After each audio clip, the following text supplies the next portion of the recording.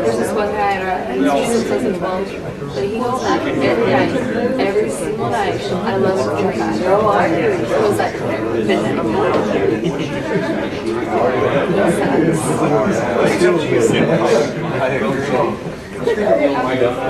Yeah, that would be good. You say no microphone? The microphone would be helpful for the live stream. He was asking, he said no microphone. Oh, no, sorry. Yeah, but if he walks away from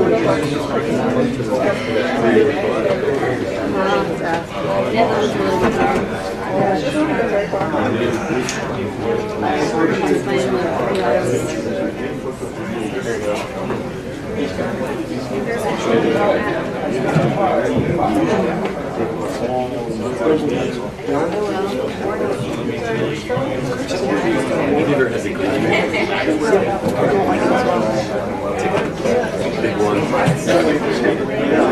yeah, well, he was this morning. I was getting on the phone. He's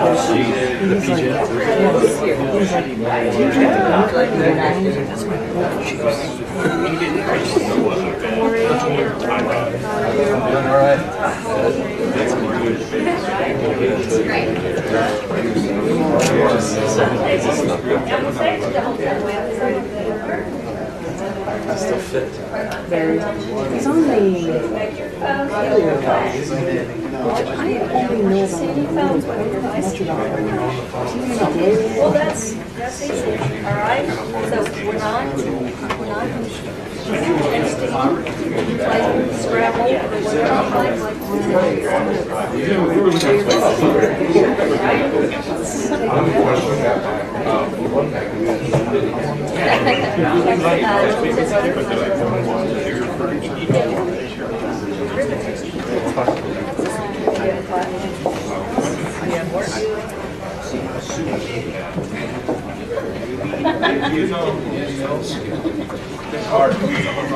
I don't think I want to go further with this, but I really think I want to say, no. This whole convocation is her family named after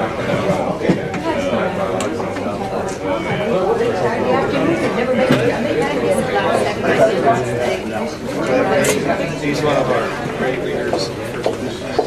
Okay, good friend.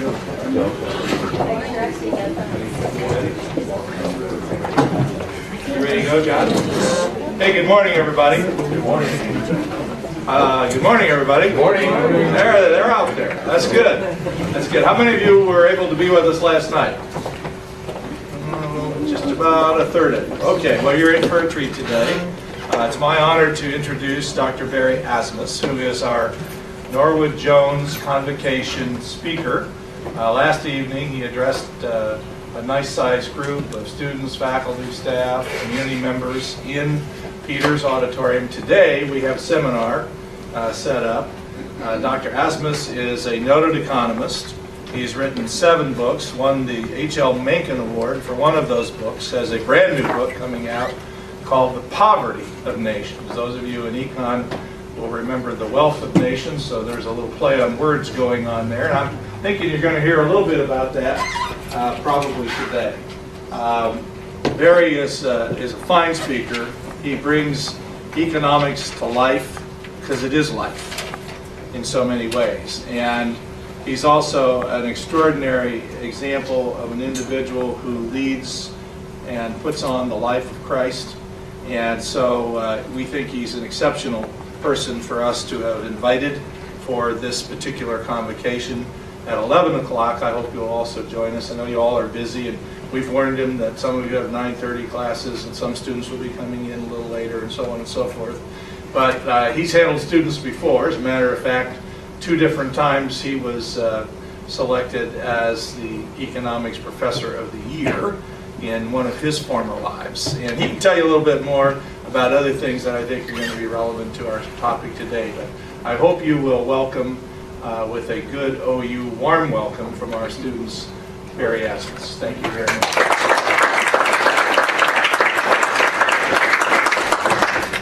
What I wish I would have done last night is to honor Ann Mills, someone that has served this university for 39 years on the board and board of trustees, as well as the chief financial officer. Have you ever tried that one on for size? The CFO, kind of one of the tougher positions. So Ann, everybody, I extend our love to you, but love and thanks and appreciation. You've not only given your heart, your mind, and your soul to the school, but you've given your substance and your material blessing. And that is helpful to every student in here. So we are just blessed to have people like you. And as I told the audience last night, when we first moved to Scottsdale in 1983, Pinkerton? No? Pickering. My wife's best friend was a lady named Pickering, and she was related to Wayne Angel, and Wayne Angel, you have even the building and so on. So I started hearing hallowed things about Ottawa starting in 1982-83, and it's never stopped. And the more people you meet from Ottawa, the more you find out that this school gets in your DNA, it gets in your blood. Some of you thought, oh, I'll go ahead and come be a freshman, sophomore, junior, but what you don't realize is you're probably going to be committed to this institution till you're old like me. And so it is just really, really a wonderful place. I was born and raised on a farm in eastern Colorado, not unlike a lot of most of Kansas. I'm not saying that most farms in Kansas had cows, but we had cows, just 6. The interesting thing about 6 cows, I'm going to stop a second. You know, I was talking to my wife on the phone just a little while ago, and she says, so what are you wearing today, honey? And I said, well, I'm wearing a suit and a white shirt. She says, these kids are going to think you're a freak. So I said, well, I've got to run out. Ann's waiting for me. I'm going, what do I do? So I thought, I'll just I'll start unbuttoning this tie. And she said, just keep loosening up. So here, we start here. I'm already set. See, I've got my shirt unbuttoned. Doesn't it look sloppy? But anyway, so that farm boys, we had 6 cows. Here's the problem with cows. You have to milk them in the morning and milk them in the evening every day. 365 days a year. The problem with cows is you don't own cows. They own you. Boy, I tell you, that gets wearisome. 5:30, your dad's saying, son, get up. Time to milk the cows. And I heard that when I was 14, 15, 16, 17, and I thought, you know, enough is enough. I want to move off the farm and maybe run a Phillips 66 gas station in a little town called Fort Morgan, Colorado, just a little town of 5,000. But I thought pumping gas, washing windshields, changing mufflers would be a better occupation than on the farm, where we worked so darn hard. Dad and I ran, not big, by a lot of Kansas standards. Our farm was only 160 acres, but we did it all. Well, you plow, and then you disc, and then you harrow, and then you float, and then you plant, and after you plant, then you cultivate, irrigate, cultivate some more, irrigate some more, cultivate some more, then it grows, then you harvest, and then it's the end of October and November, and now you have a few months off. Milk cows though every day, and then you start the whole process again. And you do that year after year. So I thought, Phillips 66 Seventh of Grace. So I graduated from high school. Dad puts his arm around and said, son, you're going to try college. I said, Dad, I didn't take college prep. I never took high school seriously. Come on, I'll flunk out in 5 minutes. Don't waste your money. Son, your mom and I did not get to go to college, and we want you to go to college, so you try it.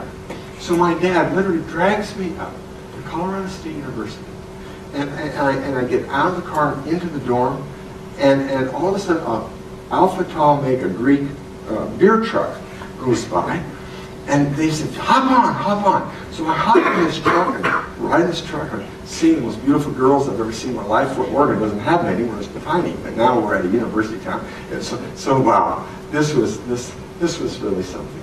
And I liked college so well that I stayed for a bachelor's and then went on to another school and got a master's and then went on to another school and got a PhD. So I entered college the fall of 1960 and I wrapped up my 3 degrees in the fall of 1970. So my daddy puts his arms around me and says, son, if I'd have known you were going to be in school for 10 years, he says, by now you and I could own Phillips 66. There's some truth to that. So by golly, you just stay, because college really, as you students know, it really is a terrific environment.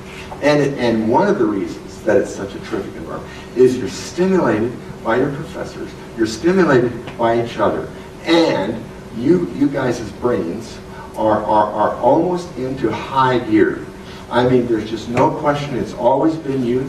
There's no question that it was when John Kennedy says we are going to put a man on the moon, none of those technologies, and none of the technologies to do that. No, everything had to be invented new. Guess who did it? Age 20 through 29. That's who did it. Guess when we had the dot-com phenomenon? Guess who was all that? Age 20 to age 29. Guess the big things going on now with the social media and Google. You got it again. 20. So you folks are just at a marvelous time of your life. The way your brain is working, and you're so fortunate. Now I'm 71 years old. I mean, I'll be going along. I have talked about Vince Lombardi a million times, the coach for the Green Bay Packers, and won the first 3 Super Bowls. Well, that guy, that Vince Lombardi. So I'll say, Vince. Oh yeah, Lombardi. I hate that. And when you're in this business and you don't use any notes when you speak, so there'll be sometimes I'll be looking you right in the eye and I'm just waiting for the disc to come around. Whereas with you all, you get just wonderful. And then what happens is a lot of you sit with your laptops doing it, so you start Googling right away. Hey, wait, that's fun too. But anyway, so it's a magnificent time of your life. I loved being a student. Now, with one little caveat, I went off to college from a farm boy situation, a nice, conservative farm boy. I took economics. From the beginning, I took economics. Economics in the 1960s was all liberal. Economics was all Keynesian. Economics was all, and that's what I learned. And that was a whole brand new subject for me. I never heard of this. And it was a little bit incongruous because, some of you that have taken some economic courses know, that the Keynesian government multiplier is bigger than the consumption investment multiplier. That's another way of saying that if government spends the money, it has more of a pop on the economy, positively, than if consumers and investors spend the money. Keynesian economics would roughly say that the government multiplier is 1.5. That is, for every $1 the government spends, it'll have a 1.5 pop on the economy. If consumers and investors spend it, it only has to say a 1.3. So it's a smaller multiple. Now, I think the whole theory is false, but that is Keynesian economics. In fact, that's exactly what the White House they're all Keynesians, and they all believe this. They really believe that if they would spend $800 billion of stimulus money, multiply that $800 billion times 1.5 at least, and win. That'll give this economy a nice liftoff. It didn't work. It doesn't work. Japan's been doing it for 25 years. Japan is deficit spending, trying to give a pop to its economy. Japan can't get off. Japan's been in recession since 1990. Japan has been in recession for over 25 years. It's really pathetic. But certainly that's what I believe. And it was just so much fun to kind of dig at my dad. Take from the rich and give to the poor. It's because if the government can get the money, however they're going to do it, it's going to have a 1.5 multiplier on the economy. So, in my opinion, it's a false way of looking at economics. I hope I'm not destroying the economics that you've already learned, because every textbook is filled with Keynesian economics. But when I was there, that's all there was. Today, by and large, and God bless Ottawa. I mean, the students that take some economics here are going to hear something about Milton Friedman. They're going to hear something about the free market. They're going to hear something about limited government. It's just cool. It's cool. It didn't exist back when. So it would just drive my dad crazy. Just take from the rich. That's it. So are you telling me that it's going to help the economy more if the government takes my money and then spends it? It's going to have a more positive effect on the economy. And I said, yeah, Dad, that's exactly how it works. Dad didn't use these words because it's got a swear word in it. But he said, son, get your butt out of here. He didn't use the word butt.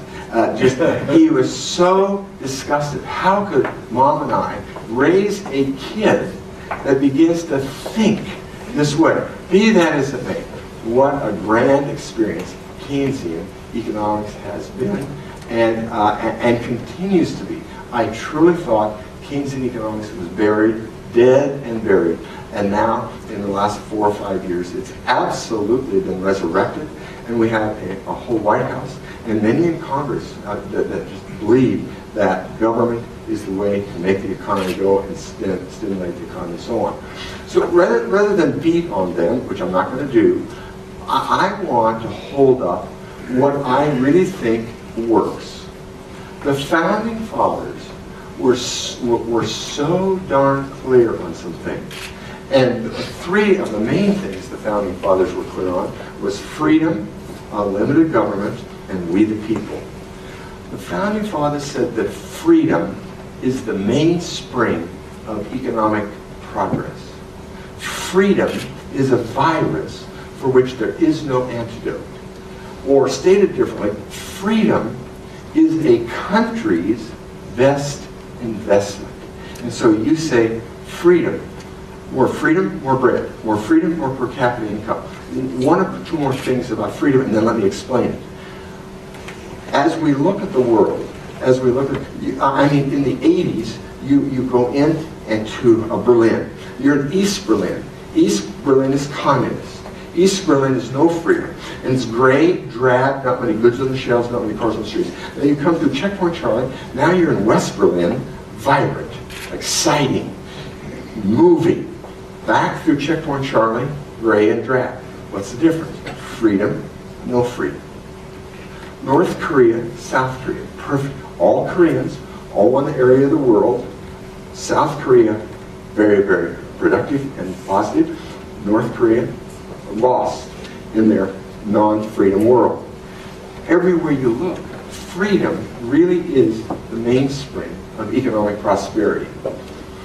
Our think tank, along with the Heritage Foundation and the Wall Street Journal, have published the Index of Economic Freedom for the last 20 years. We look at 165 countries around the world, and we give every country 2 pages. This is Liberia. First page is what's happened the last 25 years. The second page, then, is the economic freedoms. So that's what I just want to mention to you, what they are. Do they believe in free trade? If they believe in free trade and therefore low tariffs, that's good. If they're raising tariffs and moving away from free trade, that's bad. So that's one of the economic freedoms. how does the country feel about business? How easy is it to get in business and out of business? That sounds so uncomplicated to you and I, but this is the truth. In most countries, you have to go in and start getting government permits and government agreements. And it takes you 1 or 2 years. It takes you $5,000 or $10,000 to open up a 2-man donut shop, to open up a 2-man taco shop. It takes forever getting into business. And then as you start failing, you almost can't get out, and then you're tagged with it. So getting in business and out of business, one of the economic freedoms. In the United States, you go in, you signed up. In Australia, you go into one office, you say, I want to open up a taco shop. You sit, and you're ready to go, and tomorrow afternoon, you open up your taco shop. Not in most of the countries of the world. 10 government agencies you go through, 15, 20, 50. Egypt, it's liable to take you 10 years to open up a small little business in Egypt. So every country is different. But countries really mess up on that one. But ease of getting into business, ease of getting out of it. So that's one of the 10 economic freedoms. Obviously, an economic freedom is the freedom to buy and sell. Hey, listen, one of the main economic freedoms is the freedom to own. The freedom to own.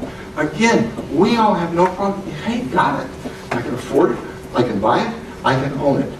Ownership is not so easy in most of the world. In fact, a lot of the world doesn't want you to own it. The government wants to own it and run it. So a freedom of ownership, freedom of trade, freedom to buy and sell. Okay, those are just some of the 10 economic freedoms, and we look at those for every country in the world, and then we list all the countries from 1 to 165 of where they stand.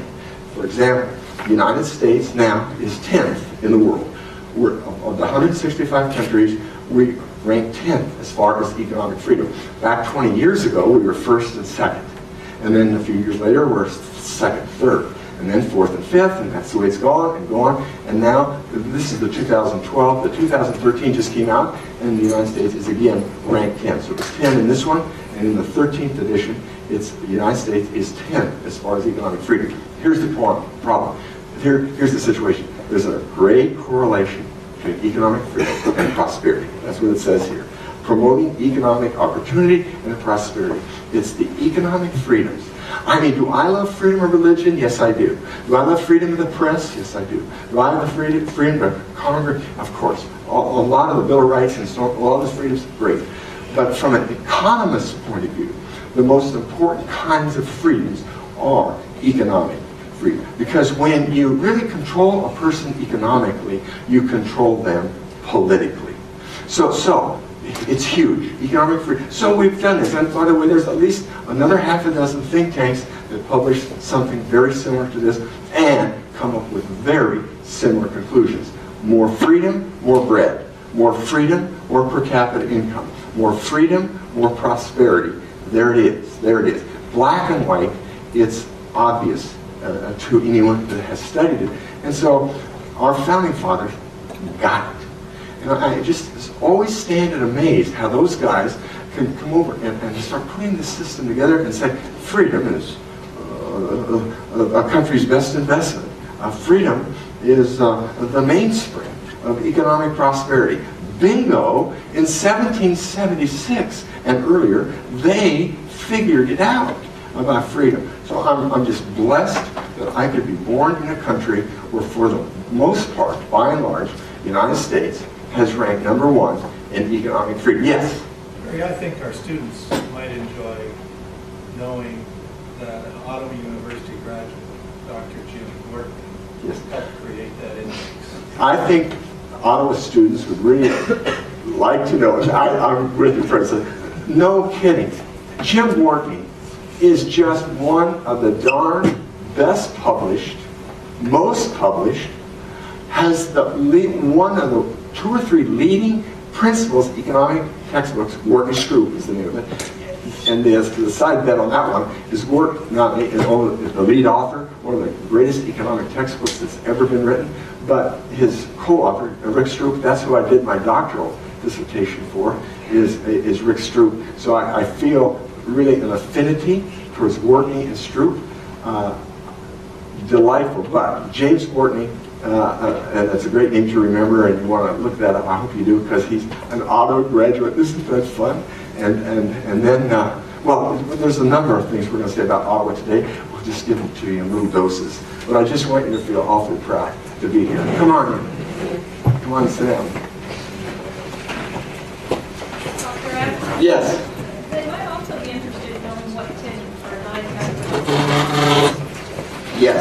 Okay. And maybe why do you think they're really around? The 10 countries. Let me get my glasses out first. Boy, I should have had these out. Sorry.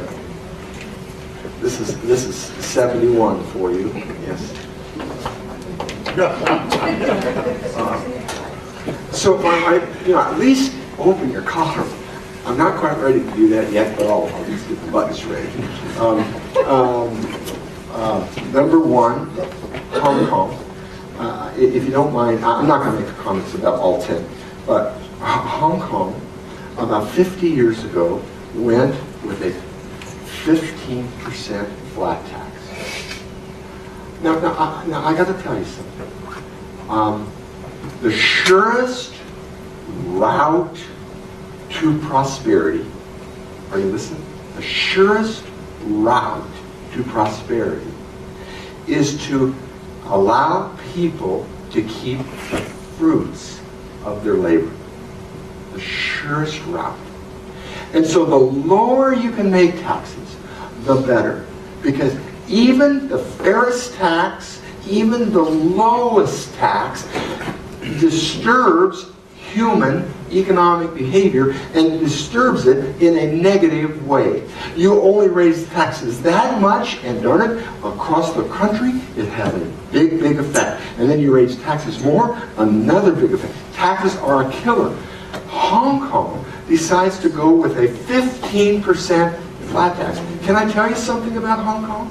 Hong Kong is the richest little piece of, I like to call it a little spit of land. That's about how big it is. Just, that's all the bigger. You're kidding me. You mean this little place has a per capita income of near $50,000 a year? Yes. Why? I mean, isn't this just incredible? Here you have Hong Kong, here, a little spit of land with a 15% flat tax, and you have China over here languishing until just recently, languishing in poverty. What? They're all Chinese. What is going on? Oh, by the way, when I mentioned East and West Berlin, after World War II, they came in and they said, no, taxes are way too high, and West Berlin dropped taxes dramatically, privatized dramatically, went to more limited government dramatically, went to deregulation. But anyway, back to Hong Kong. Are you ready for this? 40 countries of the world have now gone to a flat tax. So if you guys need to study, especially those of you in business and economics, really do a own personal study of the flat tax. I'm going to be in my casket. And if you come to my funeral, God bless you, and you'll look in and say, he's just kind of a nice man, but whatever. But flat tax. I have said flat tax so many times, but you got to say, if you keep saying it, and enough of us keep saying it, is that someday you all are going to have a flat tax. Okay? Let me tell you, it's the. Hey, what tax could be fair? First of all, a 15 is low, really low compared to the tax level. That's low. But second of all, it's fair.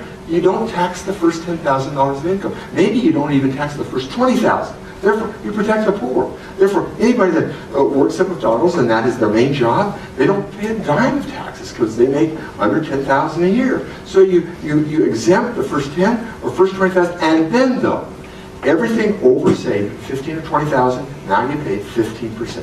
15%. So if you're a millionaire, make $1 million in a year, you pay $150,000 worth of taxes, a 15% flat tax. So it's fair, it's honest, it's easy to understand. You don't have to be tax code to figure out. So I stopped at Hong Kong, didn't I?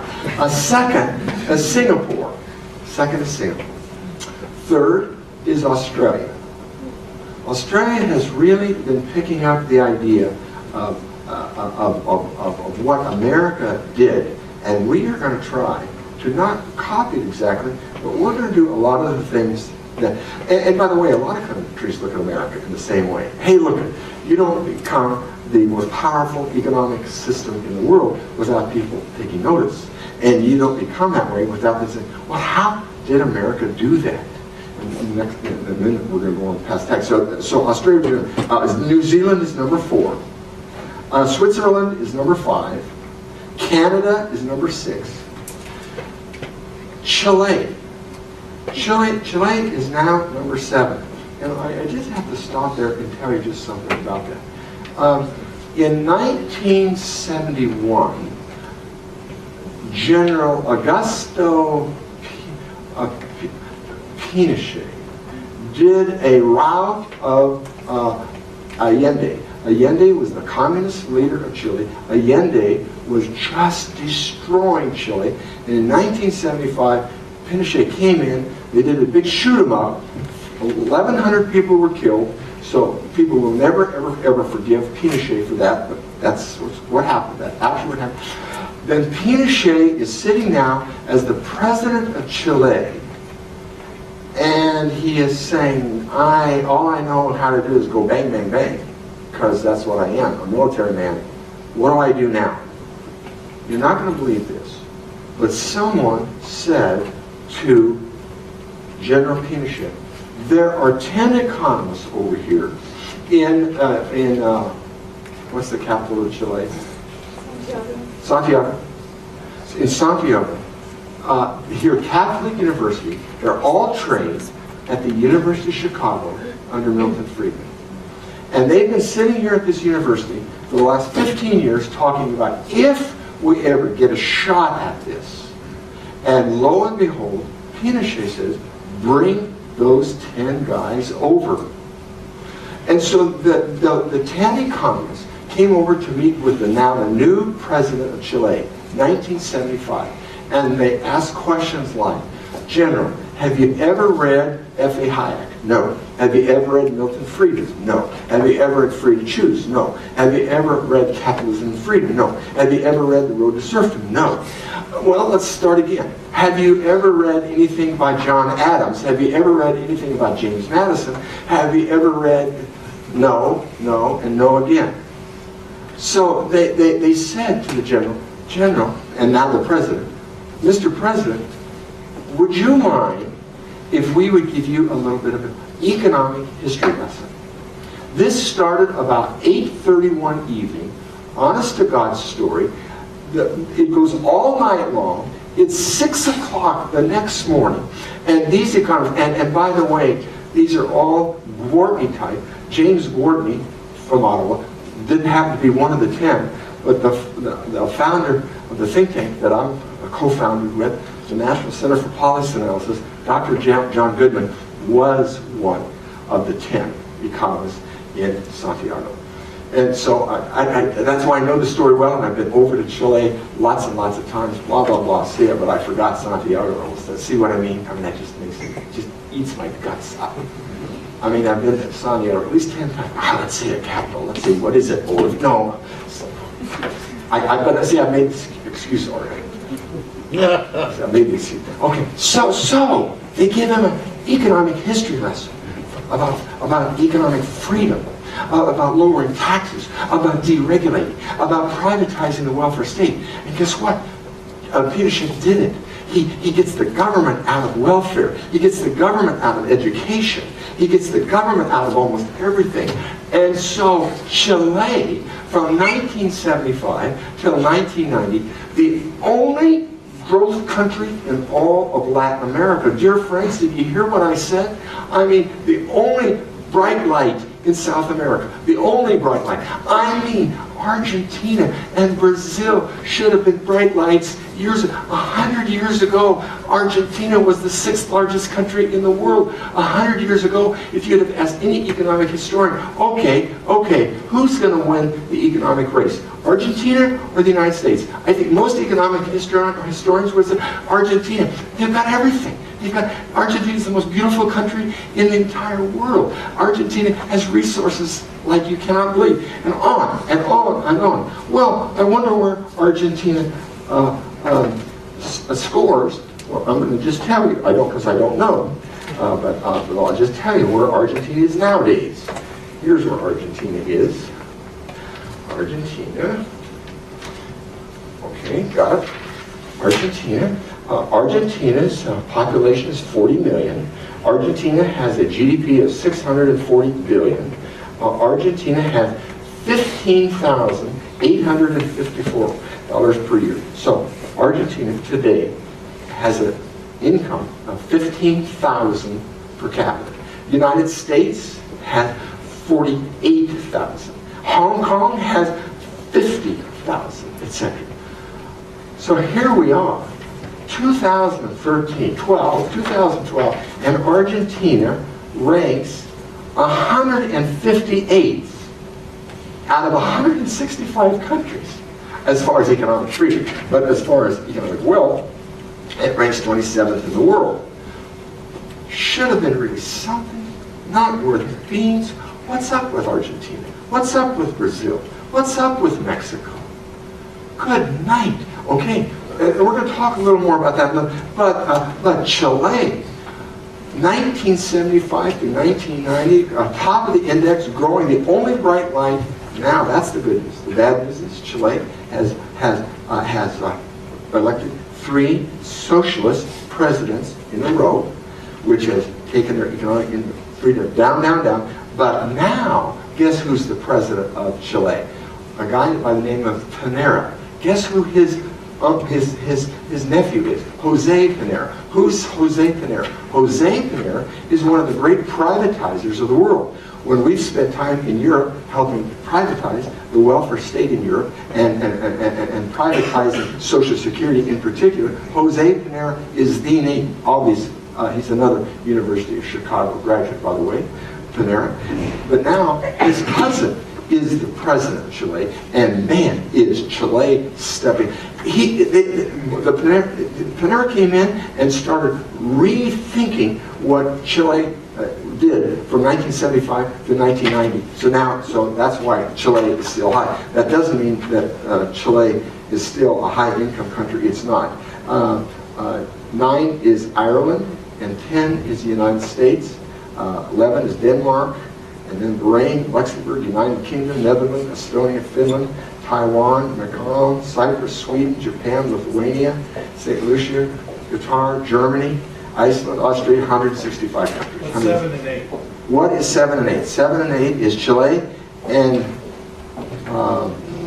Ireland. Chile and Ireland. And it's not the Panera bread. No.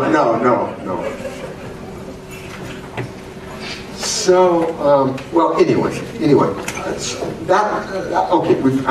I didn't mean to beat freedom so hard, but freedom really is the mainspring of economic prosperity, economic freedom.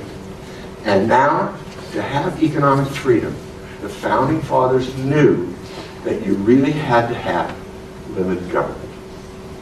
They really did. So, they designed a system of what? Checks and balances. They designed a system to create limited government. They designed a system of what? Federal government versus the state government. So you have some competition between the states and the federal government, once again, to somehow limit government power.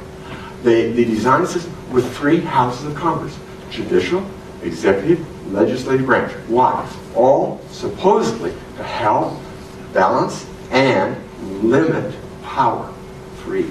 They had John Adams and James Madison write most of the Constitution. As Adams and Madison did this Constitution, their thinking was, from moment 1 on this Constitution, we are going to fill this baby full of delegations and enumerations. What do I mean? Federal government, here's your delegated powers, no more. Federal government, here are your enumerated powers, no more. So we have a Constitution full of delegations enumerations once again to limit power. Now listen, why did our founding fathers do that? Because, listen, they knew that a government big enough to give you anything you want is also big enough to take everything you have. They also knew that bigger government means a smaller individual. And if America was about anything, it was we the people and individualism. And so how do we elevate the entrepreneur and the individuals and make government less? So they were big on saying we've got to make government smaller and smaller. The founding fathers knew that democracy was fundamentally unstable. Now that's not to say that democracy isn't in first place for whatever comes in second place. I got it. Democracy. We should fight for democracy. But the founding fathers knew that democracy is unstable. Why is it unstable? Because 51% of us can vote to take everything that the 49% produce and create, and we all do it in the name of democracy. Look at that, look at that. So you get 51% of the vote. So the founding fathers said, gosh, there's always two ways to make a living. One way is to work, and another way is to vote. Vote for someone else as well. So the founding fathers knew that the takers could some way overwhelm the makers. All they have to do is get 51%. So they said it was fundamentally unstable. So here's the great sentence from James Madison. We've designed this government to protect freedom from democracy and the individual from the majority. Now friends, I got to tell you something. Our founding fathers knew it was freedom that creates prosperity. That's the relationship. Economic freedom. Freedom causes prosperity. Not really democracy. I'm not against democracy, but look at it. If democracy would create wealth, then why didn't India become very, very wealthy 50 years ago, 60 years ago? India has been a democracy for 60 years. There's a lot of countries that have been democracies for a long, long time, and they haven't become prosperous at all. So no, I'm not saying democracy is bad, but I'm just saying democracy is not the end-all. In my opinion, freedom is the end-all, and especially economic freedom. That's not to say that we don't like freedom of religion, freedom of the press, etc., freedom, but economic freedom. So our founding, the founding fathers were kind of caustic about government. I mean, a good definition of politics for the founding fathers is politics. Poly means many, ticks, a blood-sucking insect. And so the founding fathers, kind of libertarian through and through, the Madisons and the Jeffersons and the John Adams, I'm telling you, they were clear on freedom and they were clear on limited government. They were also clear on we the people. That's what we're all about. The Constitution of the United States starts out with we the people. And indeed, it's millions of individuals banding together to create a better nation, we the people. And by the way, the founding father says, and this is going to be fairly strongly linked to faith. I mean, right off the step, Declaration of Independence, we're endowed by our Creator with certain inalienable rights. Endowed by our Creator. Not endowed by government, not endowed by politics, not endowed by wealth, not endowed by education. No. Endowed by our Creator with certain inalienable rights. There's the Declaration of Independence, plain as the nose on your face. A country that comes along further than says, on our currency, we're going to say, in God we trust. In a Pledge of Allegiance, we're going to say, one nation, under God, indivisible, with liberty and justice for all. So, I mean, a strong spiritual bent that there's something even bigger than a nation, and that thing that is bigger than a nation is God, and everything that we have, He owns every square inch of it. And as you know, from the United States' point of view, we were very strong Judeo-Christian Judeo-Christian buttress. It's always been the underpinning. The Bible has been an underpinning.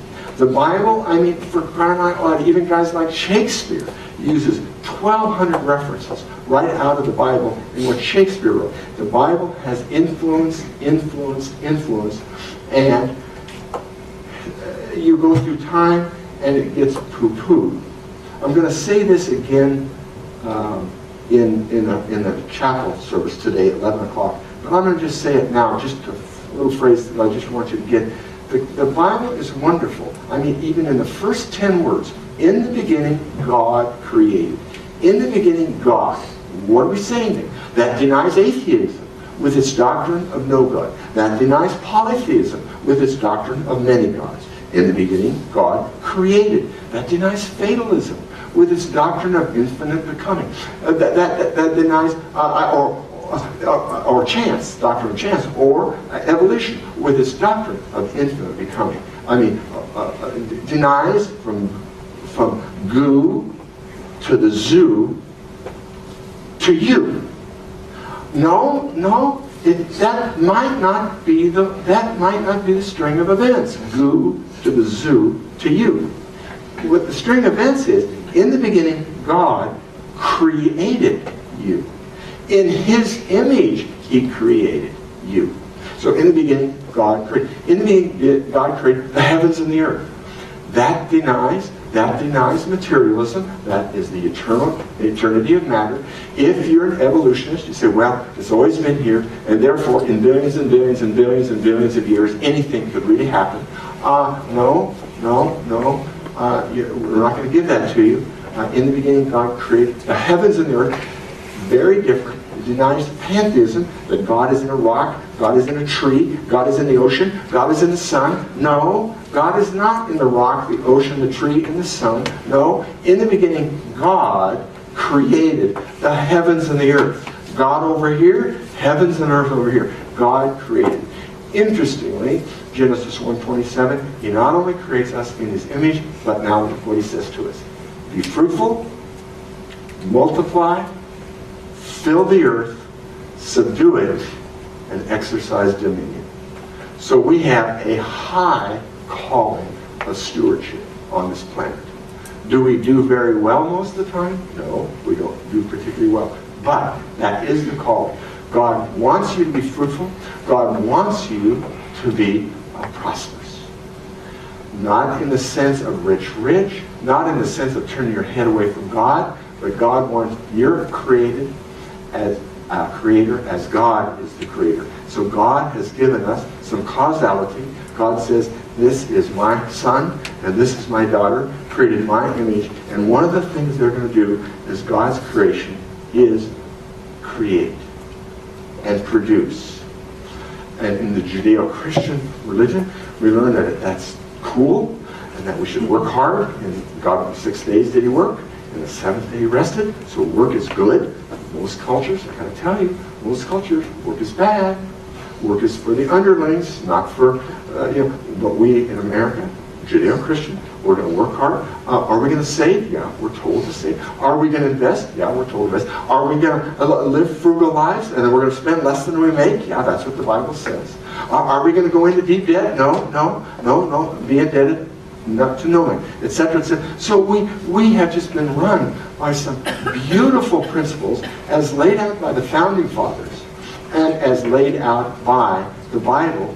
And I just consider myself to be the luckiest, and you probably do too, the most fortunate individuals in the whole world to have this as your background and your buttress. In 1986, it was my privilege to go to the Statue of Liberty and help rededicate it. We spent about $380 million to refurbish the Statue of Liberty in 1986. And Lee Iacocca's office called my office and said, would you come and do a tribute? And so in 1986, July 4th, I went to do the tribute. It was the most magnificent day, almost in American history. All the great sailboats of the world were in the Hudson Harbor. The fireworks started at 6 o'clock in the morning and went till midnight that night. I gave my little 3-minute tribute, sat down to my wife, and I said, what'd you think? And she said, sweetheart, I didn't hear one word. And no one else did either. So I punished people. But since they didn't hear it on July 4th of 1986, you have to now hear it in March of 2013. So I'm going to take 3 minutes to do a tribute to America, which ties, here's the way I want to tie this together. Freedom, limited government, we the people has done what? Has done what? Has created the most prosperous nation in the world. Has done what? Created the most powerful nation in the world. Has done what? Has even created one of the most powerful cultures in the world. And so it's not like a little spot here. I mean, this has been a big deal for 240 years, and it had been getting better and better. So we do a dedication of the United States, and here is my tribute to America. Ladies and gentlemen, my name is the United States of America. I was born on July 4th, 1776, conceived in freedom and liberty, and that freedom has brought millions to my shores to cast their economic claim with me. But that freedom has not been cheap. 1 million of my sons have lost their lives in Europe, in Asia, even on the home country. Countless families have cried in anguish as they've heard of the loss of a father, a husband, a brother, a sister. But thank God those lives stood for something. I am big, from the Atlantic to the Pacific, to the northern reaches of Alaska, to the beautiful Hawaiian Islands. I have 3.5 million square miles, just teeming with economic opportunity and excitement. I have forests in Oregon, wheat fields in Kansas, oil in Texas, coal in West Virginia. I am the Empire State Building in New York City, the Sears Tower, not named that anymore, Sears Tower in Chicago, in '86 it was, Sears Tower in Chicago, and Disneyland in Southern California. I have almost 2.5 million farms that are unequal in productivity on any place on this face of this earth. But is my story about fertile soil and beautiful cities? No. My story is mainly about people. From day one, I've welcomed immigrants from every country in the world as constitutional equals. To be a German, you have to be born German.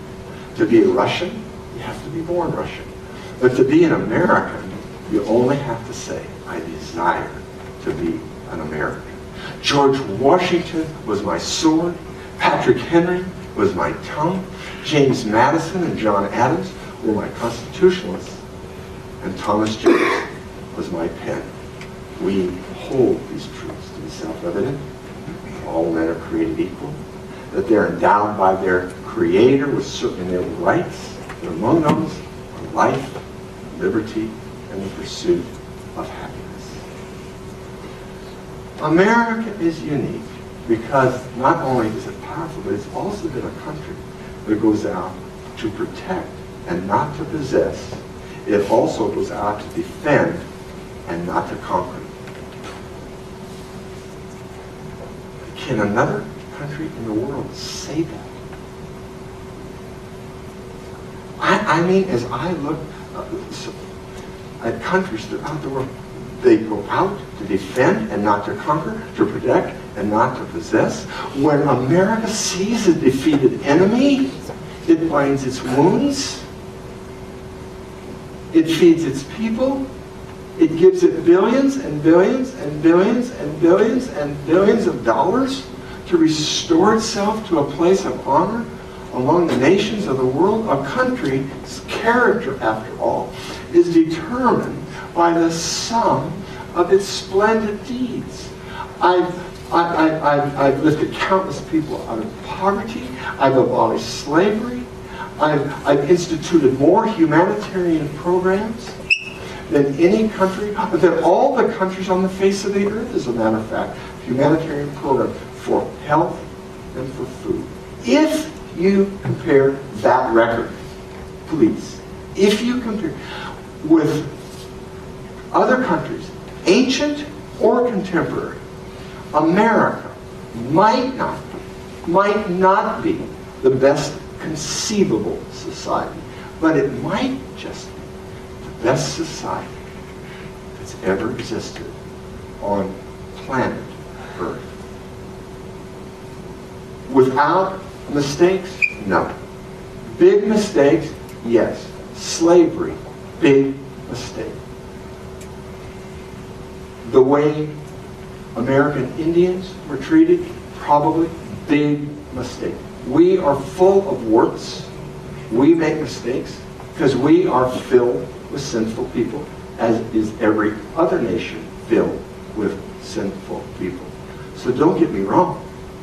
America is not perfect. But I have to say, we try to make some things right. And those of you that saw the film Lincoln, would you join with me in walking with Lincoln to the Gettysburg battlefield, where 50,000 men fell in 3 days? Watch Lincoln walk through this war, and America walk through this war. I mean, for heaven's sakes, we lost 650,000 men in that war. 50,000 civilians, besides the 50,000 that went down on the Gettysburg battlefield. So imagine the sadness in Lincoln's heart as he steps on that Gettysburg battlefield, where the country had been having 3,000 to 4,000 funerals each week for the last 3 or 4 years. 3,000 or 4,000 funerals per week. Imagine, your guts are torn out. None the least to say, Lincoln was having problems in his own home life. I mean, there couldn't have been one happy bone in Lincoln's body. There couldn't have been. His home life was not well. The country was being torn stem from stern. There's blood in every direction. And he stands there at the Gettysburg battlefield and he gives this speech. And he ends it this way. We highly resolve that these dead shall not have died in vain, that this nation will experience a new birth of freedom under God, and that this government of the people, by the people, and for the people shall not perish from the earth. Lincoln's finished. This speech only took 2.5 minutes. This speech was only 320 words long and 10 sentences. Gettysburg Address, it's over. No clapping, quiet. The quietest maybe America ever got.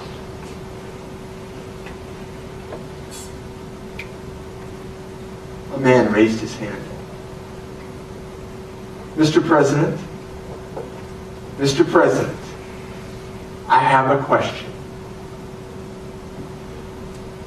Can a nation of the people, by the people, and for the people survive? President Lincoln paused, contemplated, thought, and then said, I don't know how history is going to speak on America, but I do know that Americans were born to be free. Once again, another great commitment to freedom. Even if we have to give up our lives and our substance and our young men, 650,000, freedom is worth it. Freedom is not free. It's never been free. It never will be free. It's very expensive. And that freedom, think about it, that freedom has taken less than 5% of the world's population and produced 30% of the world's wealth for the last 100 years. 5% of the world's population, less than 5%, and 40 out of the 50 greatest universities on the planet. 8 of the greatest 10 medical complexes. There's 10 major medical complexes in the world. The United States has 8 of them. Johns Hopkins is number 1. Mayo Clinic is high, and we have 8 out of the 10. The majority of the Nobel laureates. Now, excuse me. Is it because Americans are smarter or work harder? No.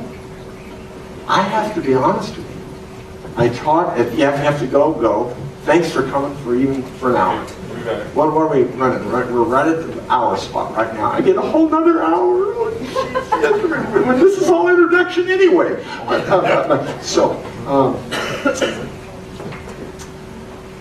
America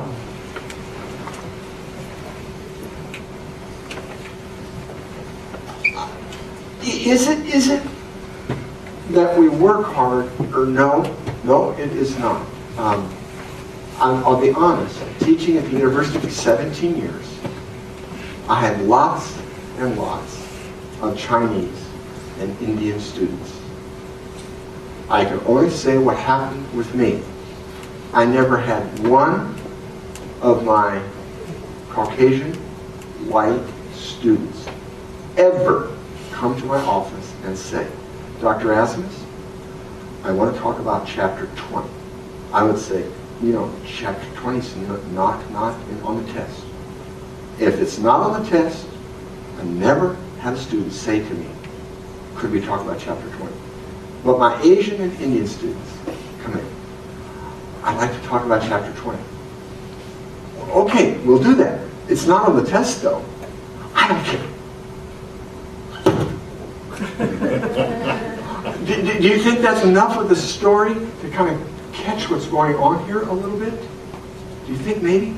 Do you think maybe that we so languish in freedom and prosperity and running water and hot water and underarm deodorant and on and wonderful food and nutrition and education and entertainment and transportation and trips and a view of the world and an education like you get at Ottawa here, which money can't buy, blah, blah, blah, blah. You think maybe we take that a little bit for granted, get a little bit sloppy? No, I think I'll pass on chapter 20. It's not on the test.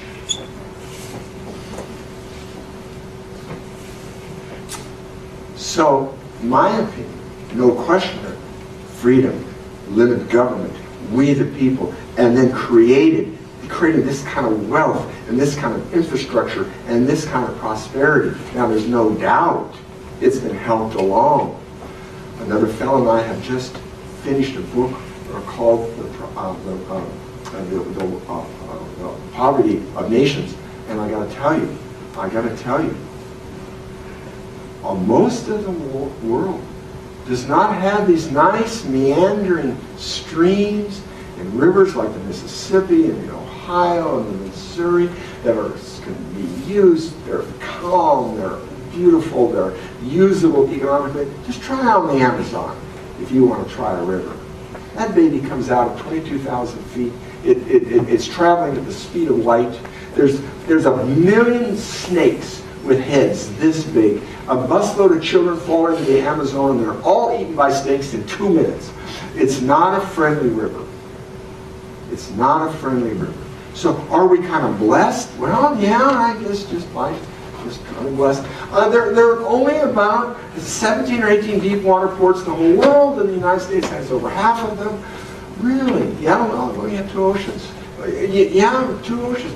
Any economist, developing economists would tell you, the water is wonderful. Water and oceans bring in trade, and trade brings in ideas. And when you experience trade, you exchange ideas. When you exchange ideas, you exchange friendships. And to have an ocean on this side and an ocean on that side, most nations don't have any ocean, much less 2.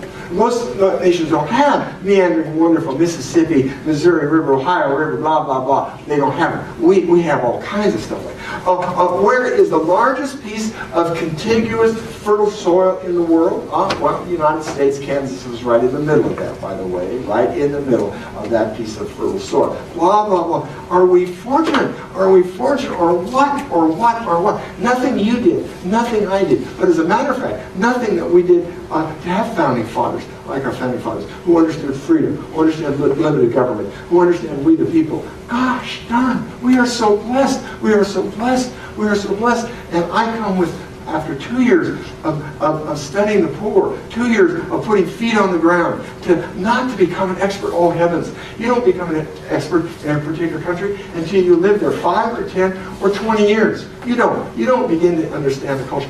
You make mistake after mistake. I mean, I spent one whole week in Albania before I found out that they don't have female waitresses. They're all male waiters.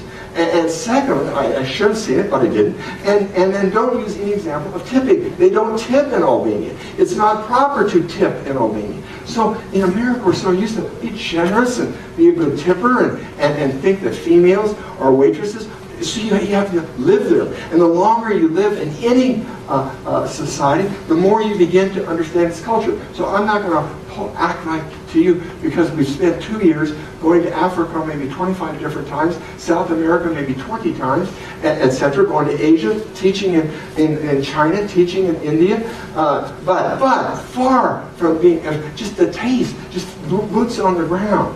I mean, you come into Lima, Peru, you go over the Amazon River, we float the Amazon River, we see the Amazon River people, and there's two ways to look at it. The negative way to look at it is the Amazon River people are not living any different now than they did 5,000 years ago. No antibiotics, no nutritious food to speak of. So I'm telling you, rotten teeth, and they only live to age 25, and they're dying of polio, and they're dying of malaria. Yeah, the Amazon River. That's the bad news. But the good news is they're all smiling. They're all having fun. I've never seen so many happy children in my whole life. Of course, you see that all through Africa. I mean, that was the one that changed my life.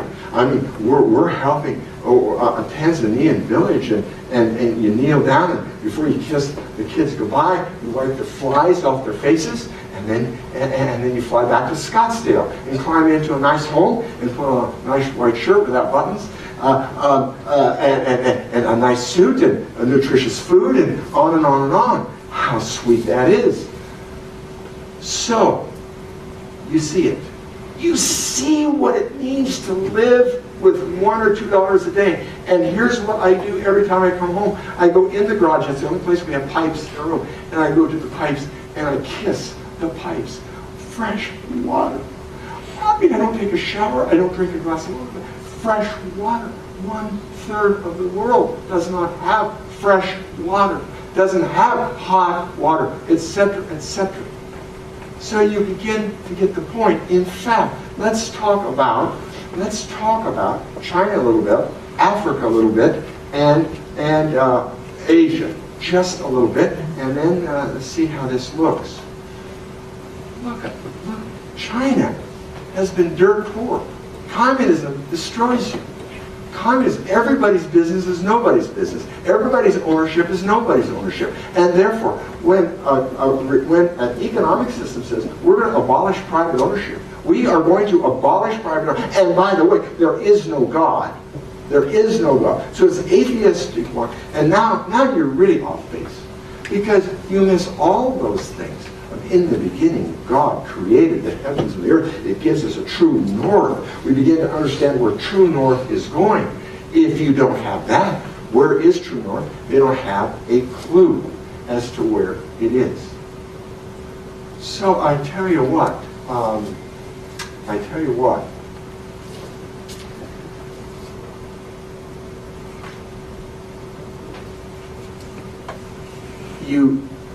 Let me, in a few sentences, describe China.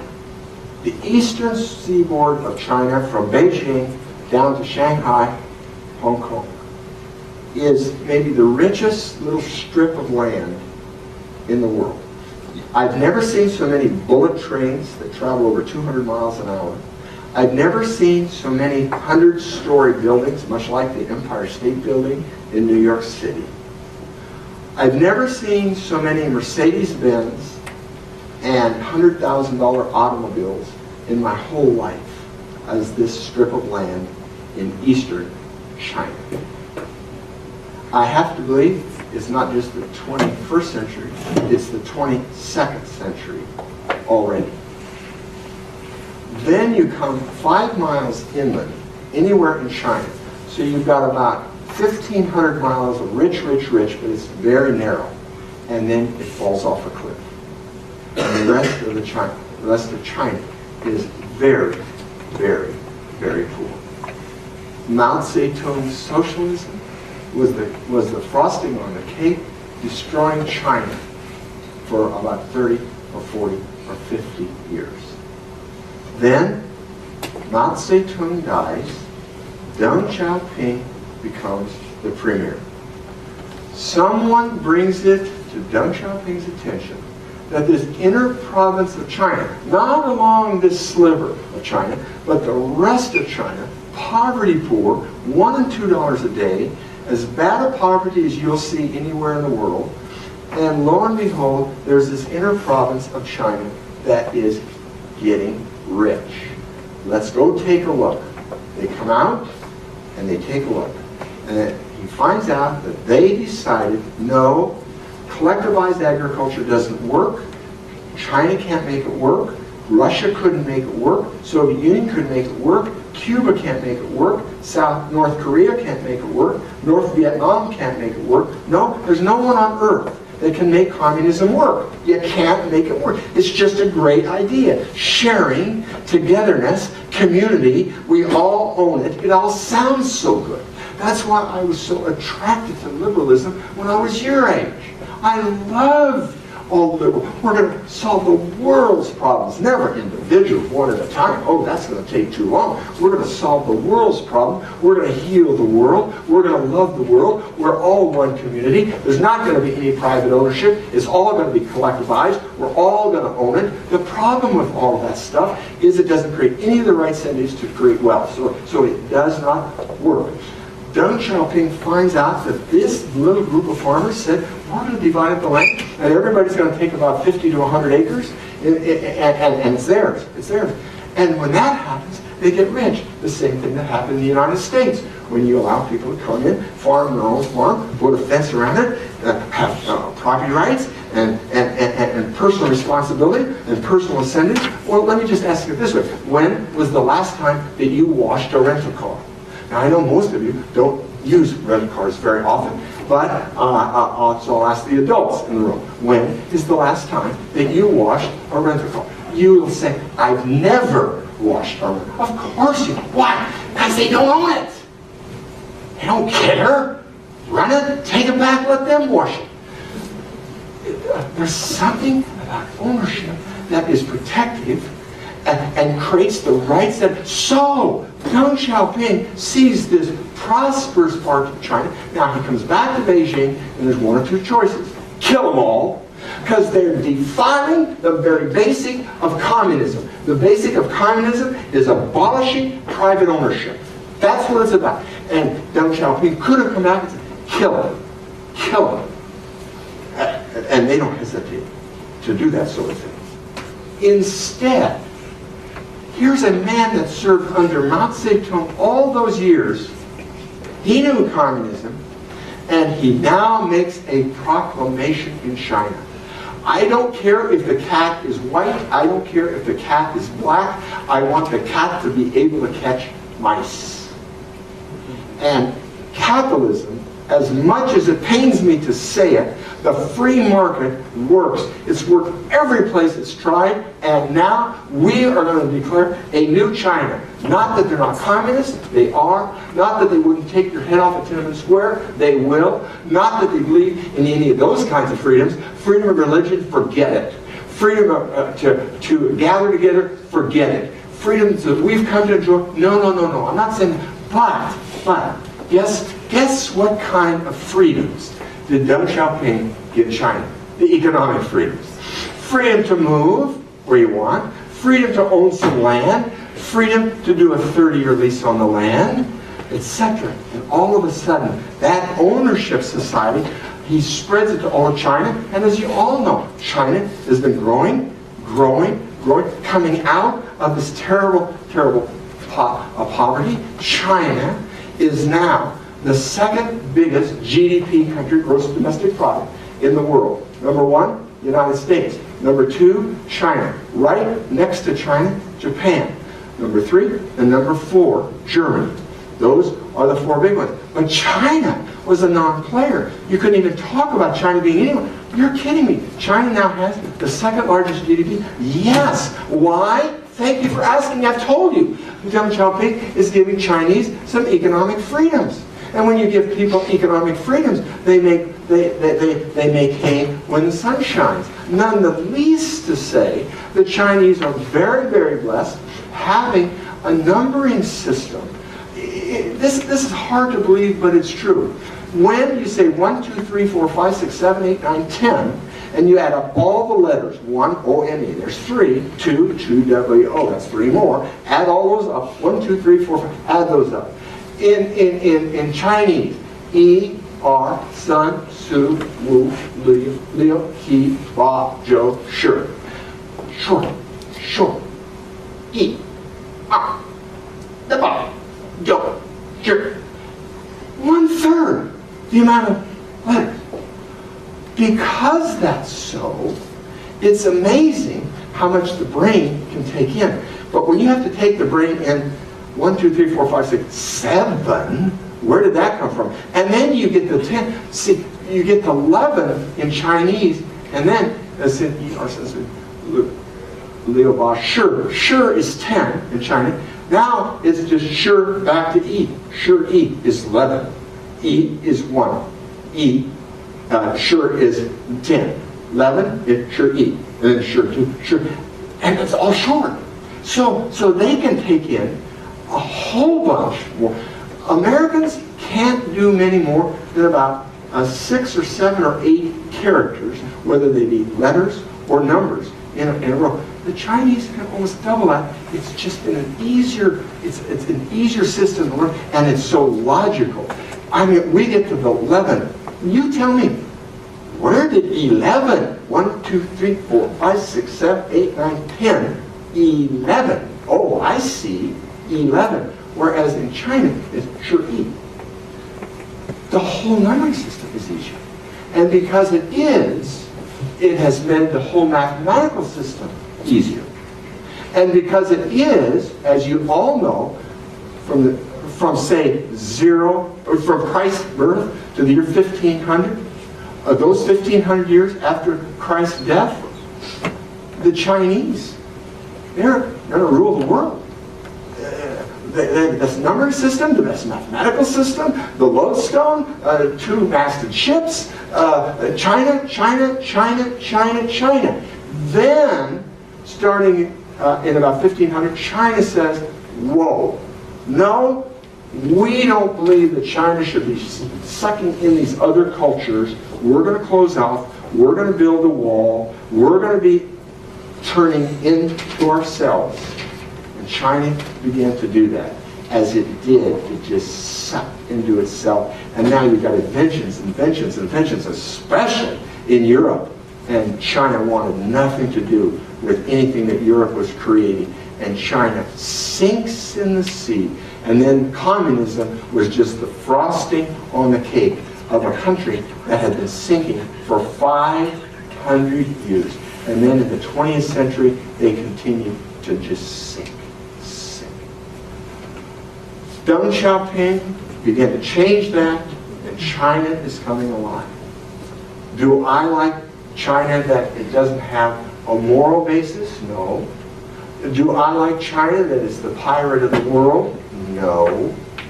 Do I like it that China takes everything that Microsoft makes and markets it even before United States? No. Am I comfortable with the United States producing a Boeing 787 Dreamliner and the first 20 are bought by Chinese, run right into the garages, and that airplane will be broken down and then re-engineered They will, do I like that? No.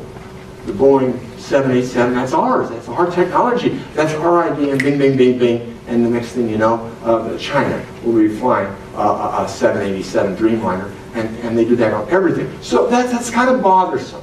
That's the bad news. The good news is, guys like Bill Gates of Microsoft have figured it out. Hey, they pirate everything we do. And there's not one thing we can do about it. So let's start building it in China, and let's have the Chinese be a part of the management team, and now let real, live Chinese have skin in the game. Now, when they have skin in the game, and another Chinese is trying to steal it, whoa, you're stealing from me, pal. Now you have the Chinese stealing from the Chinese, and now they begin to say, you know what? I think we need some property rights. I think we need some patents. I think we need some copyrights. I think we have to start putting some rule of law. Exactly what's happening in China. Very slowly, but it's happening as they're moving to rule of law. Friends, traveling the world, I got to tell you something. The poor people of this world have some housing, but they don't have a title to that housing. The poor people of this world have some small businesses, but they don't have articles of incorporation. The poor people of this world grow some crops, but they don't have deeds to those crops. Without titles and deeds and articles of incorporation, without property rights, you can't create the right incentives. You've got to do that. That's exactly what China will eventually do, and that's exactly what the rest of the world will do. I got to tell you something. To be in Albania, one of the poorest countries, communist countries ever, and get to spend a half a day with the Prime Minister and stand there in Tirana and look down at the Adriatic Sea beaches and see beaches like Hawaii, see beaches, the nicest beaches in the world, no development, no hotels, no skiing, no surfing, no nothing. You say to the Prime Minister, what's with this? You have this wonderful resource that all people throughout the world would love to come to Albania to enjoy that. And the Prime Minister says to us, well, you know, to be honest with you, Albanians are very uncomfortable about selling our land to foreigners, and we don't have anybody in Albania that's capable of developing those beaches. Sir, excuse me, you don't have to sell them, you can lease them. So we sat in his office and we talked about it. Come back to Phoenix, Arizona, get a phone call that a bunch of people out of the Prime Minister's office is going to fly to Phoenix Sky Harbor and come in. So we were all ready for them. So these people from Albania come into our office, and on this whole wall, we've got the whole country of Albania. And we've got all listed of who owns what in Albania. Now, all those beaches are all owned by government. So we also brought in people from Ritz-Carlton, from J.W. Marriott, from Four Seasons, and some of the top hotel firms to come in and see if they can't strike a deal. Bingo! Bingo! Friends, a few years from now, one of you is going to say this. You're going to say, hey, where should we spend our summer vacation? And one of you is going to say, hey, let's go to Albania. This is crazy. That's the last thought in the world. Those are beautiful beaches. Wait till you see them. And you have some great American companies getting 30 and 50-year leases on that land. Property rights. Property rights. The poor people of this world have some housing. They have some crops. They have some businesses. But they don't have titles and deeds and articles of incorporation. They don't have property rights. And oh, by the way, just as another aside, how wonderful it is to live in the United States where we didn't have resources, where we didn't have a lot of gold, where we didn't have a lot of silver, where people didn't pour into the country and start searching for gold as they did in South America. We have come to find out, and we say this in our book, that resources are a curse.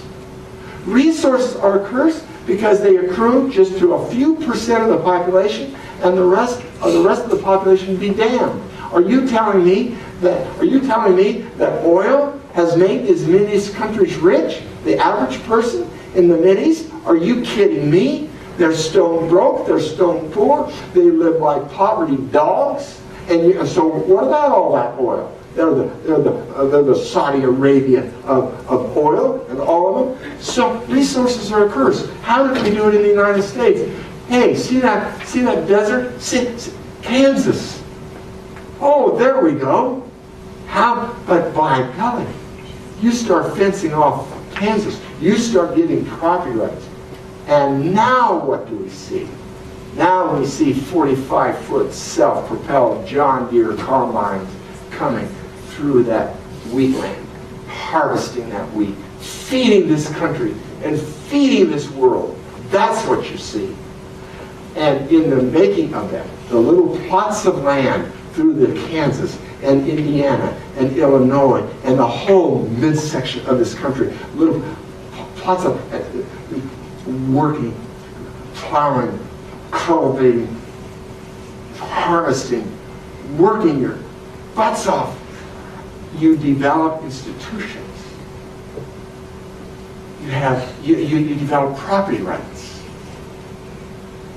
You develop a concept called preemption, where preemption says that if you go out in the middle of Kansas and start developing this land, put a fence around it, that we will say this to you. Okay, I see you've worked hard, and you've got some value now in this land.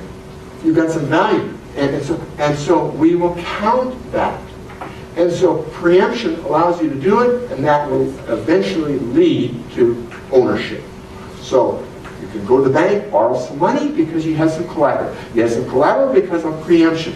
And so you have to work these things through. You can't make other countries work this through the way we work it through. You only let them know this is kind of what it's about. You let them know that public ownership does not work. You let them know that if we all own it, nobody owns it, and therefore it's not going to be taken care of. You let them know that titles, deeds, articles of incorporation, and property rights are a big idea. I know they're kind of technical, but it's the truth. So we go to Africa. We love the Africans. There's no question that they have some characteristics that are wonderful beyond words. But you say, but one of their good characteristics they carry to an extent nobody in Africa can get collateralized. Why can't they get collateralized? In other words, builds up some savings. Because anybody, if you receive $100 from your aunt, by the end of the day, if I receive $100 from my aunt, I have to share it all with my family and the village and my friends. It has to be divided equally at the end of the day. That's what I can never reach the place of having $300 to buy the sewing machine, because every time I even get 50, I have to divide it. I get another 50 and I have to divide it. It's a beautiful quality. It's a wonderful community quality. But I'll tell you what, no one in Africa can get collateralized. Secondly, Africa, as you all know, went total socialistic after colonialism left. After they kicked the colonialists out of Africa, this is about 1945 to 1955, out, okay, great, kick them out. And what did these European countries impose on Africa? Socialism. Because Europe believes in socialism. To this very minute, the European welfare state, it's still kind of a quasi-socialist place on this earth. And so they suggest these African leaders. So all of Africa was socialist. Well, guess what? Guess what? Africa had no economic growth from 1950 through 2000. 50 years, no economic growth, by and large. No growth. That's crazy to limit it, people. Now, though, the last 10 years, guess what? Socialism is dying. Markets are rising. Same as in China. Deng Xiaoping says, we're done with this crap. We've got to start going to markets and freedom, economic freedom. Now Africa is now heading to economic. And it's hard for Africa because they have such heart for family, such heart for community, such heart for equality. We're all going to be in this together. But so there's a beauty about it. No doubt, I get it. But you have to allow the Bill Gateses to get rich with Microsoft. Because he gets rich, and then that money, not only savings, but goes into investments and creates jobs for all of us. The interesting thing about the rich, even when you get rich, you can only eat so much, you can only drive so many $100,000 automobiles, and you can only buy so many suits or whatever, and that takes a minuscule amount of your money. Consumption takes a minuscule amount of your money. You know, so when you attack the rich, you attack the poor. It hurts the poor the most. Trust me, Bill Gates' $80 billion helps every one of us.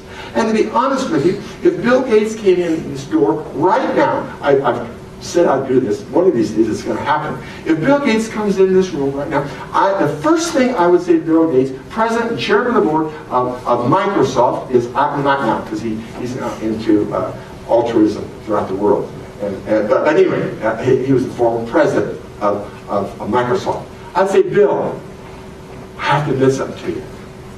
In 1995, I stole from you. How so? I was able, in 1995, to buy Windows 95. It cost me $299 to buy Windows 95. Now here's what Windows 95 did for me. It only gave me the world. That's all Windows 95 did for me. It only gave me every great piece of music I'd ever want to listen to. It only got every great film that I'd ever want to see. It only gave me Google, and I asked the question, Google it, facts. What fact do you want to know? We'll get that big. That's what Windows 95 did for me. Almost 15, 18 years ago.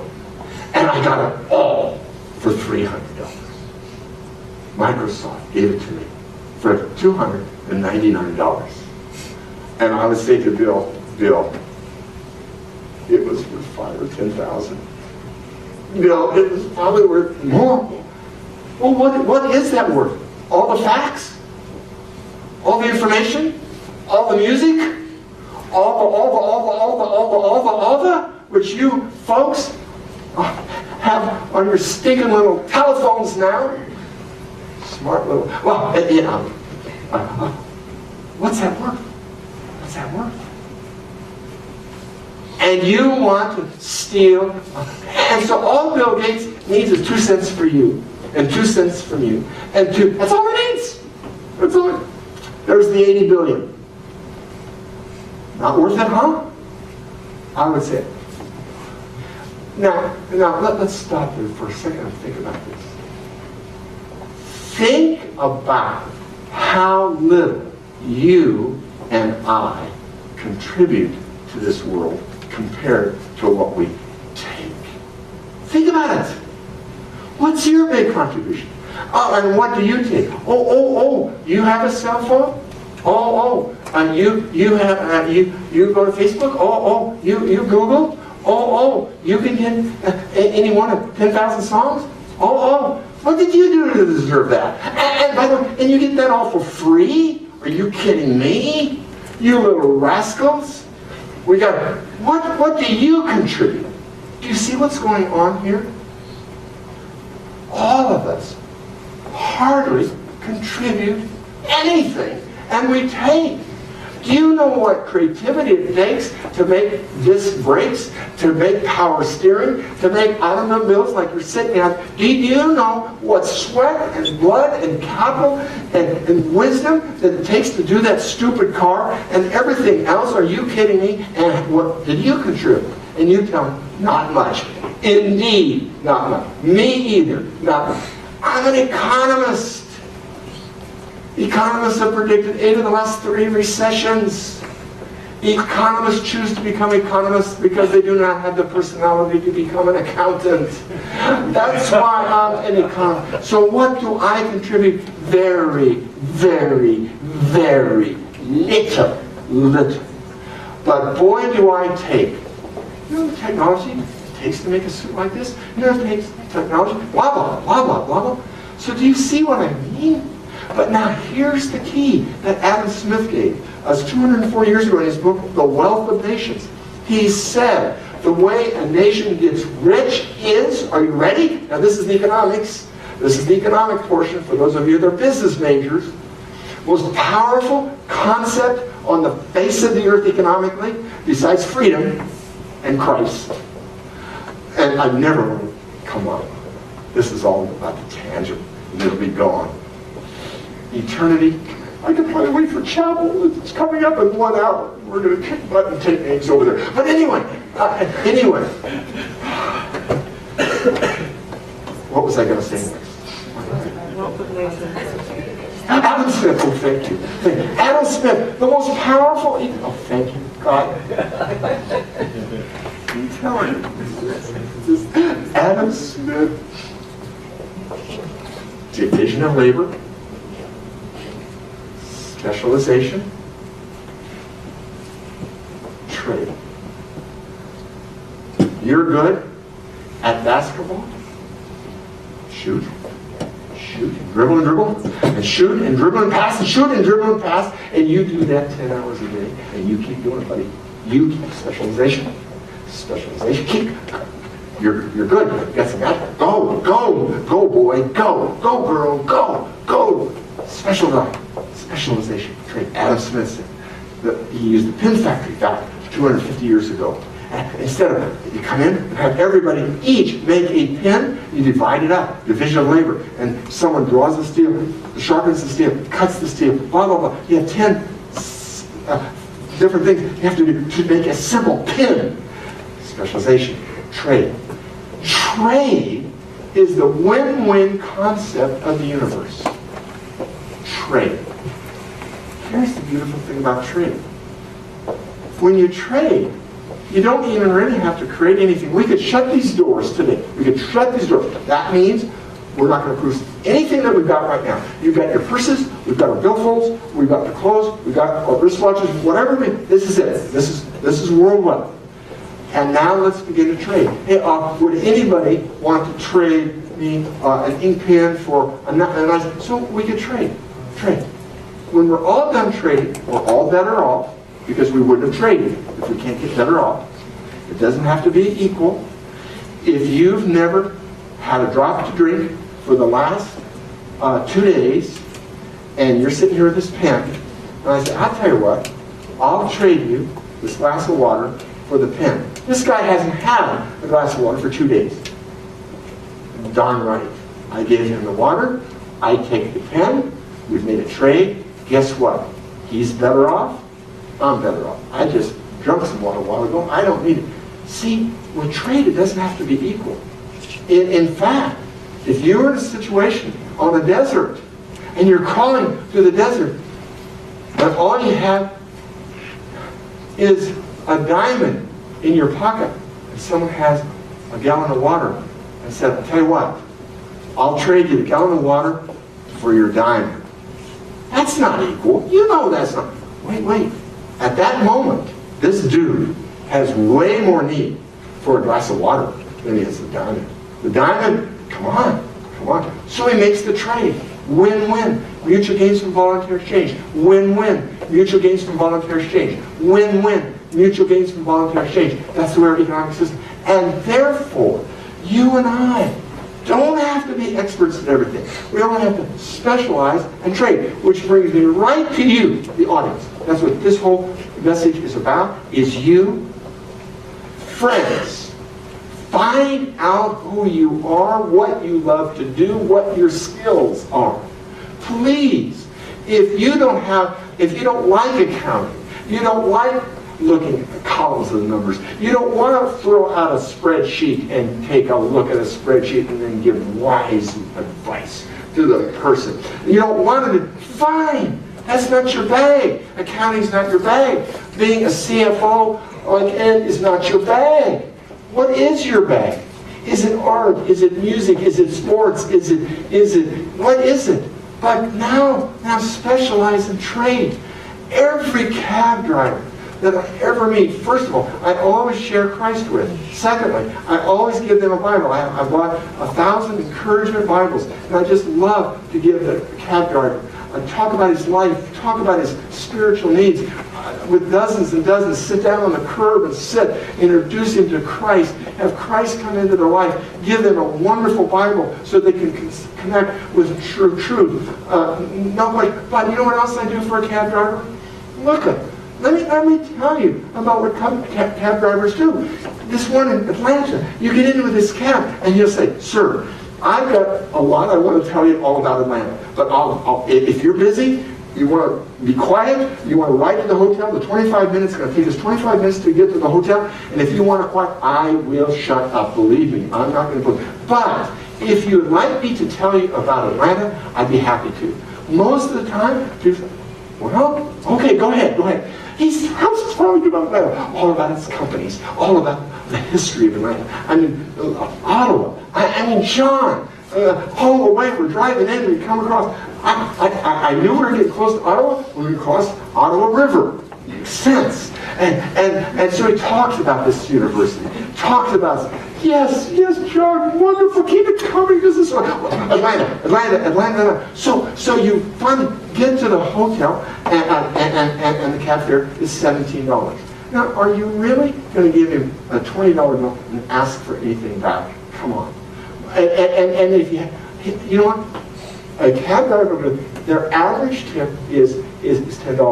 But one time, I'm with one of these guys, and I said, you know, I feel guilty. Only tip, that's the greatest hour in the cab I've ever had in my life.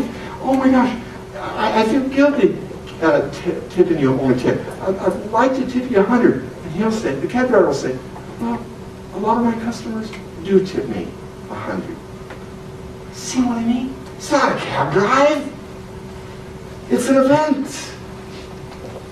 And the cab driver, if he wants to, can make it into an event. And so if he wants to, he gives of himself and his knowledge, and all of a sudden a $17 trip is definitely worth $10 or $20 or $30 more than the cab fare. You can tell that to anybody. Service is not a competitive edge. Service is the competitive edge. And you keep giving service. Yesterday afternoon with John in your student union, and I asked the lady behind the counter who made a delicious grilled cheese sandwich. I said, how long have you worked here? She says, 20, 21, or 22 years. God bless her. God bless her. You know what her income really is? It's you all. That's why she lives. It's not because Ottawa is paying her some exorbitant amount of money to work in front of that stove all day and make grilled cheese sandwiches and hamburgers. No. She loves it because she gets to be around youth. College youth. Intelligent youth. Fun people are vibrant and things are happening. That's why she does it. So that's her psychic income.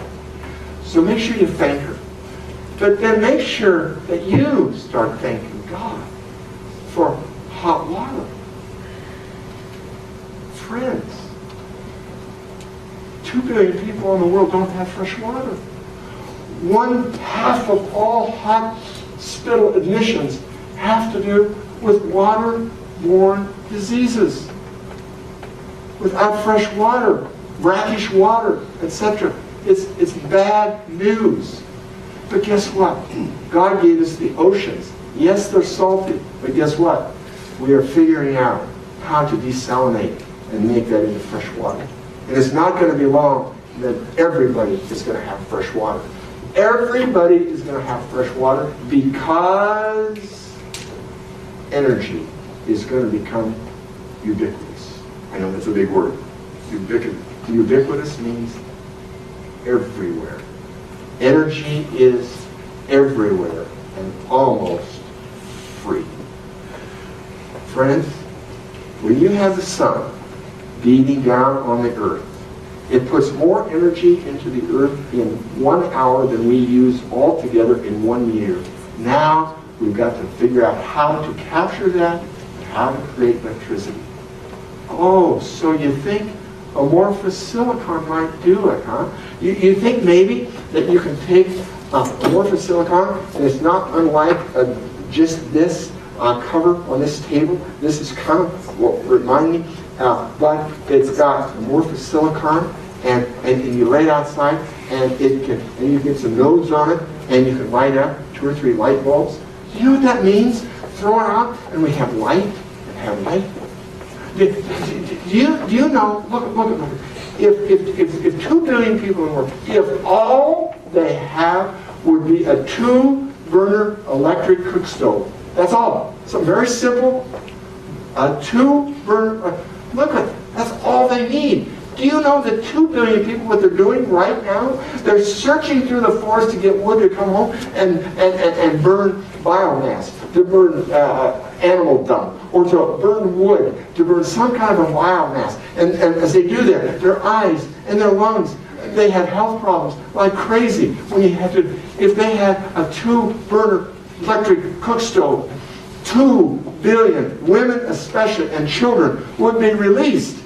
They'd be released from looking for wood, looking for biomass. They're free of it. They're free of it. Now, these women could get jobs other than going and looking for wood. Now, the children could go to school instead of sending your kids out to find more biomass to heat us and give us some light and to do some cooking. To heat us and light and do some cooking. We start talking about electricity and a 2-burner cook stove. It could actually change the world.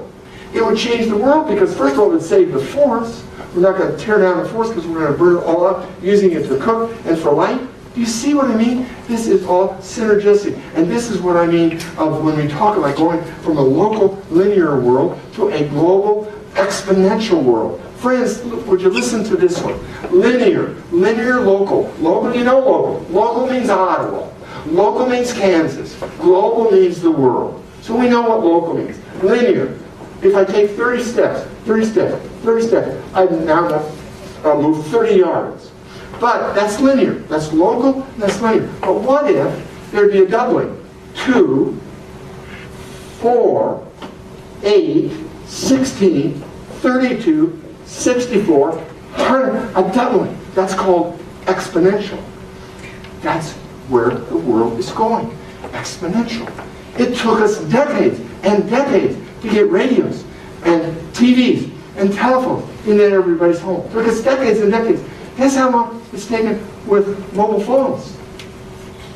2% of the world had a mobile phone in 2000. Guess how many now? 60%. Guess what? By the end of this year, 70%. Guess what? 2 more years on that, 8.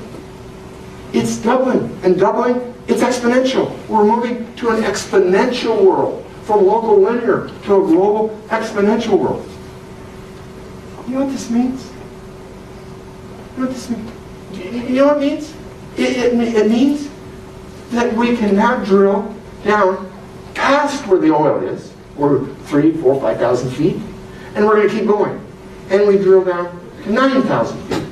And then we have the technology to do horizontal drilling, turn that bit, cameras on the edge of that, and that baby is coming along, looking at what's down there at 9,000. Boing, boing, it's hitting something. Yep, it's hitting some shale. Do you know what? What if we could technologically frack that shale? What might happen? Gas and oil, like there's no tomorrow. We have found the 4 largest gas fields in the world. The Bakken field up in North Dakota, they thought that was going to be a gas field. It is a gas field. But guess what? You go down to 9,000 feet, and they're finding oil. It's a Prudhoe Bay. In fact, do you know what? Do you want me to describe the United States today? We're already the Saudi Arabia of coal. We're already the Saudi Arabia of natural gas. And very, very soon here, we are going to be the Saudi Arabia of oil. That shale is full of it. Full of oil. So we go back to the Texas oil fields. We go down the same drill hole, but this time we go to 9,000 feet, and this time we horizontally drill, and this time we crack that shale, and all of a sudden they're sending up oil like there is no tomorrow. The world is full of natural gas and oil. Now, is it always going to be natural gas and oil? No, because maybe you're afraid that that's too much of an environment, too much carbon. Too much carbon. Got it. But for now, solar and wind isn't going to get it done. Solar will someday. Hopefully that's 5 years from now, 10 years from now, 50 years from now. But where you have to live today. Poor people have to live in this, that they have to be able to desalinate some brackish water now. They need fresh water now. And you need energy to do that. You need energy. God gives us energy and allows us to take the most common resource. Every country is full of this, bauxite. Every country is full of bauxite. And guess what? You take bauxite and put some electricity on it. It's called electrolysis. And you can separate the bauxite from the aluminum. Now you have pure aluminum. Guess what? Aluminum, a building material. Durable, sturdy, strong, lightweight, cheap. Bingo! Bingo! The world can get at some durable housing. The world can get at some energy. The world can get at some two-burner electric. But to have a two-burner electric, you need to generate electricity. How do you propose to generate electricity? You can choose coal, fine. You can choose nuclear, fine. Nuclear is terrific, by the way. I mean, my gosh, it makes no impact at all. But that doesn't mean you don't like nuclear, because you've been told ever since you're in 3rd grade, and they said, got it, so let's just not get you mad at me talking about nuclear. I drop nuclear. Drop it. Gas. Gas makes 1/4 of the impact of coal or oil. 1/6 of coal, 1/4 of oil. You mean you can, and guess what's so beautiful about generating electricity with gas? You can put up 10 megawatts. You can have a little 10 megawatt electrical generator. In other words, if you need lots of electricity in your little village, you can go ahead and generate it right there. Back in the days, you had to need a big 1,000 megawatt coal-fired generating plant, or 1,000 or 2,000 megawatt nuclear. No. We can do it with gas. There's gas everywhere. Even little Israel sits there in enemies all around. Enemies saying we are going to destroy and wipe you off the face of the earth. So it's a precarious position to be in. And guess what? They've always been dependent on oil from other Muslim Middle East countries. Guess what? They went down 9,000 feet and they found gas and they found oil. And in the next few years, Israel is energy independent from any of their neighbors. I can tell you how that changes events when you become energy independent rather than energy dependent. Or take the United States. Year after year, shipping off billions and billions of dollars to get oil. Billions. In fact, just 12 years ago, we're importing 65% of our crude. 65% importing. Guess how much we're importing today? 40. Guess what it's going to be a few years from now? 30. Guess what it's going to be a few years from now? 20. 10. 97.65. Bam! We're energy dependent, independent. Do you realize what? Oh boy! Please, I'm going to end this because the classes and chapel coming up. Thank you, a million thank you for being so terrific. Look, you've noticed I've been catching all of your eyes, mainly to see if you're sleeping. It's been so joyous. It's been so joyous to see the energy that you infuse back to me. I too want to pick up the Ottawa DNA. I couldn't be more happy than to come to this campus and see you in person and see this campus in person. But for what I've got to do the last 2 hours without talking about markets, capitalism, and freedom, and economic freedom, talk about a little about Africa and a little about China, and I really didn't get to Asia as much as I wanted. I didn't get it all to South America. I'm sorry. You could invite me again, and we can start picking up some of that. But it has been really just an absolute delight to be with you. And so I would like to close and pray for you. Father in heaven, we can talk about economics till we're blue in the face. And we can talk about specialization of trade and division of labor, and we can talk about collateralization, we can talk about property rights, and we can talk about titles and deeds, and we could just chatter our brains out forever. But at the end of the day, the only thing that counts is you. God, it's flat out true that you're bigger than we are. It's flat out true that your word is more authoritative than our word. It's flat out true that you gave us a plan of salvation that was instituted 2,000 years ago and has worked its way out in forgiveness and reconciliation with you.